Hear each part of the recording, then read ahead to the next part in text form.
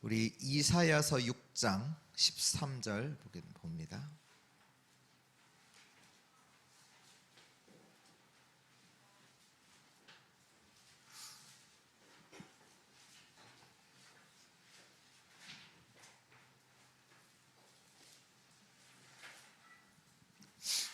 이사야서 6장 13절 같이 읽겠습니다. 그 중에 10분의 1이 아직 남아있을지라도 이것도 황폐하게 될 것이나 밤나무와 상수리나무가 배임을 당하여도 그루터기는 남아있는 것 같이 거룩한 씨가 이 땅에 그루터기니라 하시더라. 아멘. 하나님께서 복음 때문에 이스라엘 백성들을 전 세계에 흩으셨죠. 근데 이제 그 흩어지는 속에서 뭐 어떤 사람들은 뭐 총에 맞아 죽은 사람들도 있고, 물에 빠져서 어떤 사람은 가스로 죽은 사람도 이제 뭐 흩으시는 그 속에서요. 그 속에서 이스라엘 백성들은 이제 그 속에서 이제 흩어진 그 속에서 살아남는 그 길을 당연히 찾잖아요. 그러니까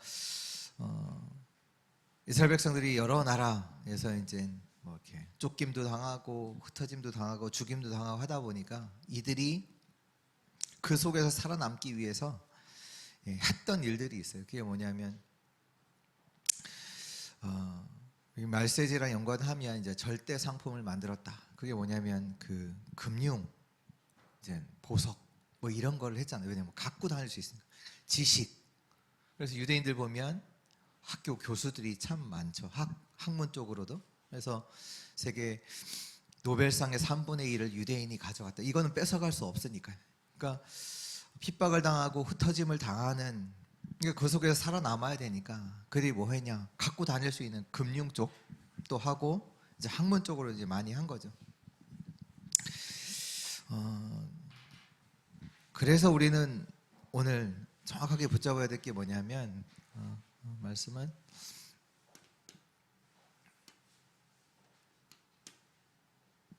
한 언약을 이룰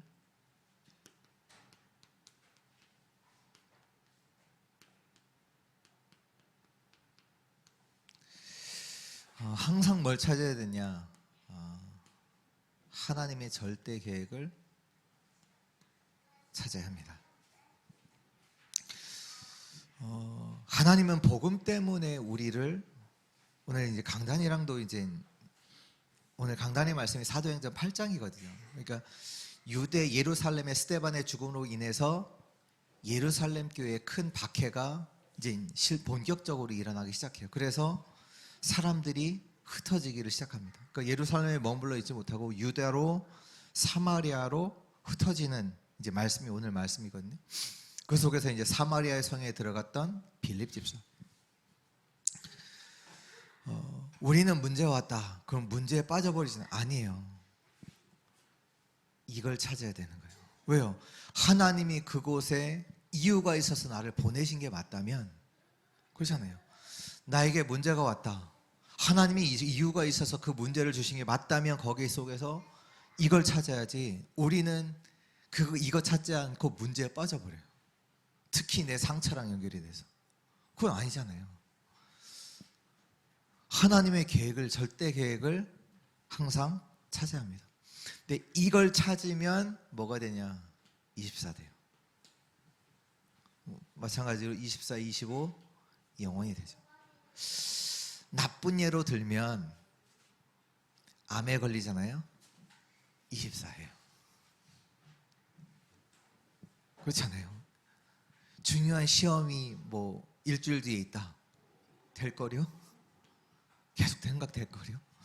놀면서도 생각될 거려? 하나님의 절대 계획을 찾아야 돼요. 왜?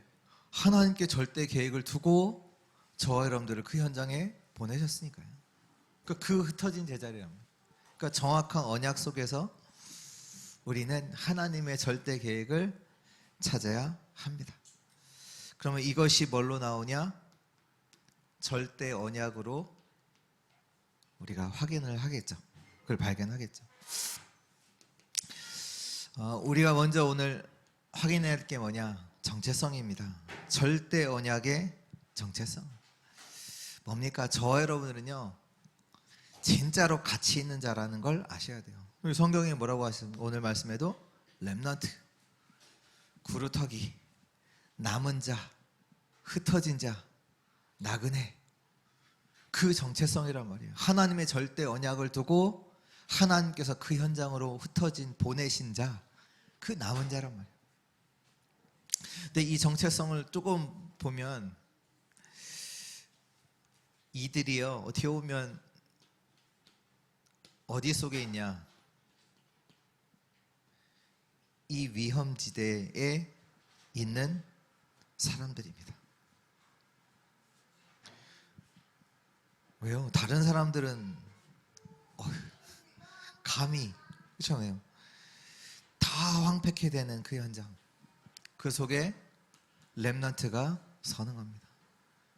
다 죽어있는 현장, 황폐되어 있는 현장, 무너진 현장에 렘넌트가 가서 거기서 살아남고 살리고 살리는 일을 하는 거죠. 그러니까 어떻게 보면 위험지대에 있는 사람들이죠. 그렇기 때문에 저와 여러분들은 뭐 해야 되냐? 절대 언약이 내게 있어야 돼요. 아니 왜 나는 이렇게 나를 어렵게 하냐 사람들이. 그게 아니에요. 절대 언약이 있어야 되는 거예요. 우리에게 하나님이 이 언약을 두고 저와 여러분들을 보내신 거라니까요. 왜 사람들이 왜 나한테 이러고 왜 환경이 이렇고, 이게 아니라니까요. 원래 남은 자가 그래요. 남은 자들이, 렘넌트들이 그랬다니까요. 여기에 있었다니까요. 근데 거기에서 절대 언약 붙잡고 있었잖아요. 그게 저와 여러분들의 정체성이에요. 아니 왜 내가 이런 집에 시집 와갖고 요번에도 신방을 하니까 몰랐대요. 자기는 종갓집이 이런 거지. 제사를 뭐 이제 드리는데 자기는 몰랐다는 거죠. 하나님께서 흩어진 자로, 남은 자로 그 현장에 보내신 거죠. 그럼 뭐 해야 돼요? 절대 언약을 갖고 있어야 되죠. 이거 아니면 안 돼요. 못 살아남잖아요. 그렇잖아요. 저와 여러분들은 그 언약을 가진, 절대 언약의 정체성을 가진 자들입니다. 그러면 저와 여러분들은 절대 주권 속에 있겠죠. 애굽 복음화라는 절대 주권 속에 누가 있었습니까? 요셉과 모세가 있었어요. 애굽 복음화를 두고 하나님의 절대 주권 속에 요셉과 모세가 있던 거예요.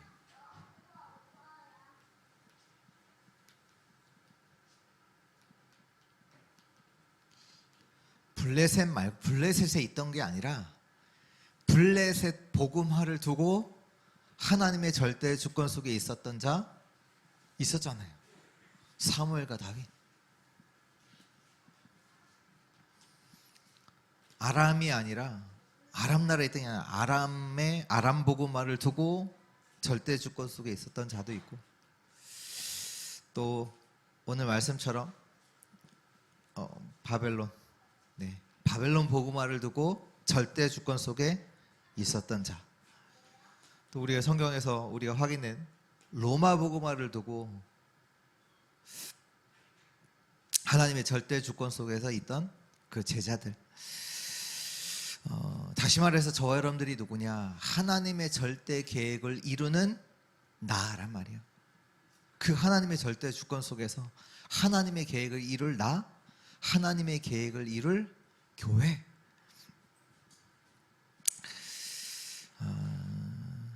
그렇다면 당연히 이 하나님의 계획을 이루는 여정이 있겠죠. 그 여정을 아는 나.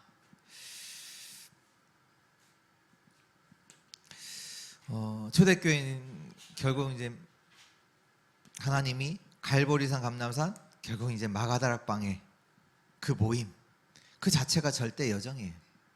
그렇잖아요. 하나님의 능력을 얻는. 근데 이곳에서 핍박이 일어났잖아요. 핍박이 일어나는데 그것도 여정이죠. 왜요? 하나님께서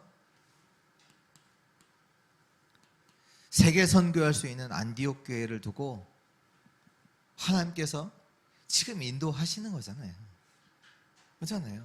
오늘 뭐 사도행전 8장 말씀도 예루살렘에 모여 있었거든요. 그러니까 하나님께서 핍박을 말라 박해를 통해서 그들을 흩으시잖아요. 왜? 사도행전 1장 8절의 말씀을 이루셔야 되니까. 예루살렘과 온 유대와 사마리아와 땅끝까지. 근데 지금 제자들은 어디 있어요? 다 예루살렘에 있단 말이에요. 하나님이 그 여정 속에서 스데반의 환난 핍박을 인해서 제자들을 흩으시고 전 유대로 사마리아로 이제는 세계 선교할 수 있는 안디옥 교회까지 흩으시는 거죠. 그러니까 저와 여러분들 어디 있냐? 하나님의 절대 여정 속에 있는 자, 그 제자들이란 말이에요. 흩어진 자. 이게 이 단어 속에 어마어마한 언약이 담겨 있단 말이에요. 아, 진짜 언약을 가진 자, 아무도 돌볼 수 없는, 아무도 살릴 수 없는 그 현장에 들어가서 복음 가지고 들어가서 거기서 하나님의 절대 계획을 가지고 절대 응답을 가지고 절대 여정을 걸어갈 자들이 저와 여러분들이라는 얘기죠. 그래서 결국 이 교회를 통해서 결국 마게도냐, 뭐 로마도 포함이니까요. 마게도냐까지 여정을 갈, 세계복음화의 그 여정을 걸어갈 자들이 저와 여러분들입니다. 당연히 하나님은 이 여정을 걸어가는 자들에게 절대적 응답을 주십니다.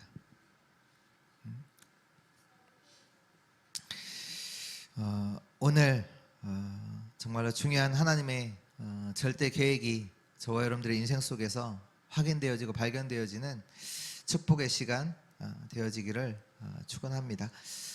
우리 같이 한번 오늘 주실 또 말씀을 두고 예배를 두고 또 예배를 통해서 하나님의 절대적인 것이 확인되어지고 또 그 속에서 특히 내가 누군지, 하나님이 나를 부르신 그 언약이 뭔지, 계획이 뭔지 또 확인하는 시간, 또 우리 교회가 그 응답 속에 있도록 또 우리 교회 안에